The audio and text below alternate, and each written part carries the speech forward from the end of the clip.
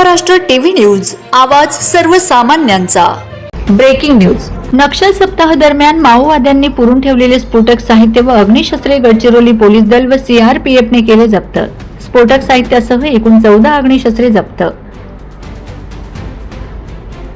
नव्याने स्थापन करण्यात आलेल्या पोलीस मदत केंद्र बंगाडी हद्दीत पोलीस दलाची यशस्वी कारवाई।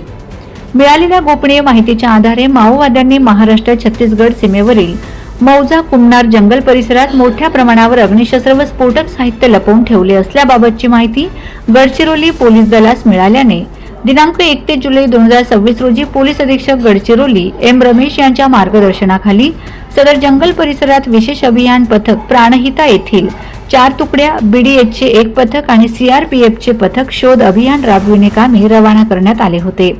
दिनांक 1 ऑगस्ट 2026 रोजी सदर जंगल परिसरात विशेष अभियान पथकांकडून घेरा घालून बीडीडीएचच्या जवानांनी परिसराची कसून तपासणी केली असता सदर ठिकाणावरून 1 नग SLR रायफल, 1 नग 303 रायफल, 7 नग 12 बोअर रायफल, 3 नग सिंगल शॉट रायफल, 2 नग BGL लॉन्चर्स, 3 नग SLR मॅगझिन, 1 नग IED स्फोटक, 2 नग बॅटरी असे माओवादी साहित्य हस्तगत करण्यात गडचिरोली पोलीस दलास यश आले आहे।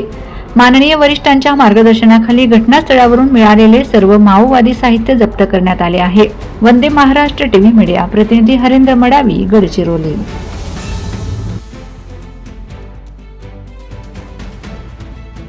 वंदे महाराष्ट्र टीव्ही न्यूज, आवाज सर्वसामान्यांचा।